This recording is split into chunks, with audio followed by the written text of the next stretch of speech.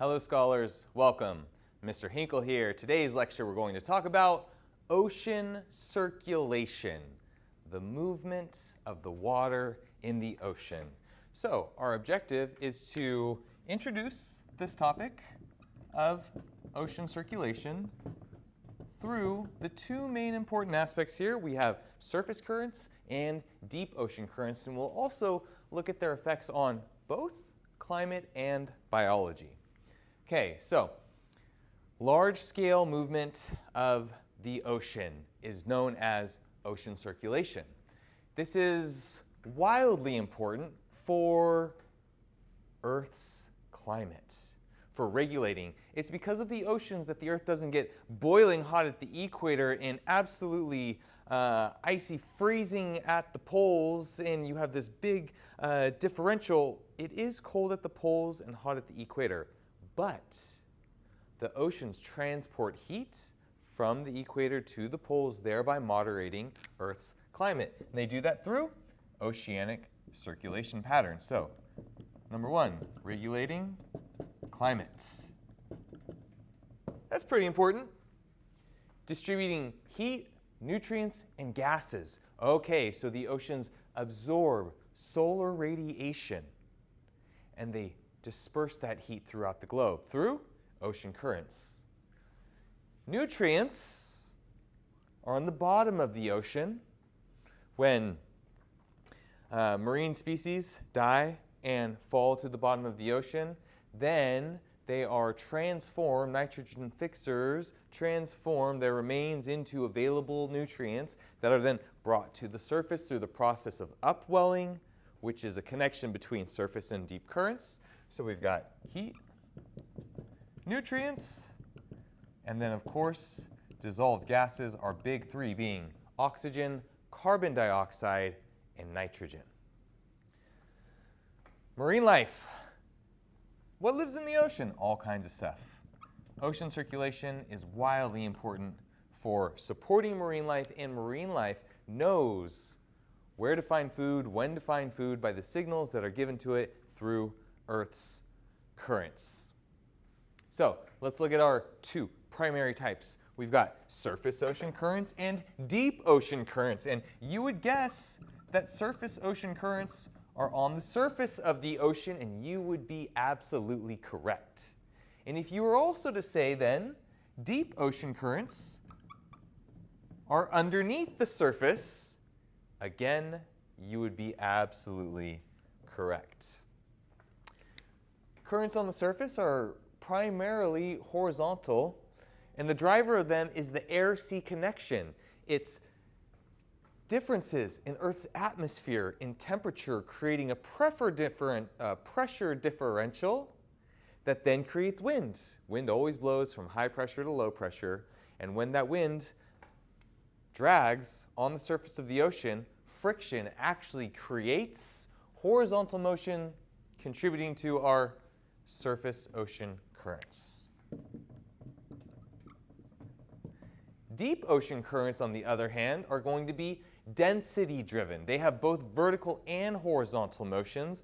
This is where currents will descend, cold salty water sinks, and warm, less dense water will rise. Density, we're really looking at the two factors here, temperature and salinity. Okay, on the surface, wind-generated currents are going to create what are known as gyres, circular swirling movements of water that have to do with Earth's rotation and the Coriolis effect. There's 5 major subtropical gyres. You've got the Atlantic Ocean, the Pacific Ocean, and the Indian. One in the Indian, north and south, Pacific, north and south Atlantic. This is a really cool thing, again, that highlights the interaction between the atmosphere and the oceans. Our oceans and our climate, the air and the sea, they are intricately related. And we see this come up in many, many places. But gyres really highlight the interaction of of air and sea. When we put these two together, the connection of surface currents swirling around on top of the ocean through these big tropical gyres and deep ocean currents, we get the global conveyor belt of ocean water on our planet. And this global conveyor belt is called thermohaline circulation. It's important enough that we want to put it on the board. Thermohaline circulation. If we look at this word, therm means heat, haline means salt. So we're looking at temperature and salinity, which is the primary driver of deep ocean currents, and how the drivers of deep ocean currents connect with surface ocean currents to create a planetary movement of ocean water. It takes about 1,000 years for a parcel of water to make its way all around the ocean. So the oceans, although we consider there to be 5 principal oceans, the Pacific, the Atlantic, the Indian, the Arctic, and the Southern Ocean, they're actually all one ocean. They are connected. But geographically speaking and for understanding, we have parsed out 5 distinct oceans.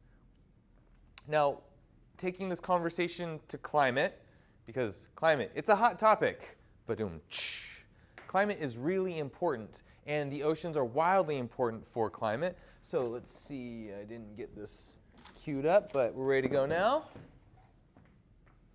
Heat from the equator travels up the east coast of North America, across the North Atlantic in what is known as the Gulf Stream, probably the most famous of all surface currents ever studied, and warms Western and Northern Europe.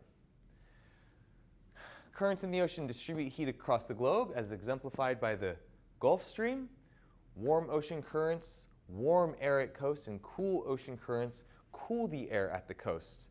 Have you ever wondered why the water on the Pacific coast is cold and the water on the Atlantic coast is warm? Yes, they're 2 different oceans, but it has to do with subtropical gyres and where the water is coming from and the temperature of that water. This is also going to affect the climate of the regions that are adjacent to these warm and cool waters. So, oceans and climate are intricately related because of the movement of Earth's heat throughout our oceans via surface ocean currents. We also have a biological influence, meaning what are the impacts on marine life? Great question. Well, as I mentioned earlier, this is going nutrients that are in deep, cold water are brought up to the surface through the process of upwelling, where they are readily available for primary producers and also in these shallow waters where there's sunlight, because the base of the food web in marine ecosystems needs light and nutrients. So deep ocean currents affect where primary productivity is going to happen.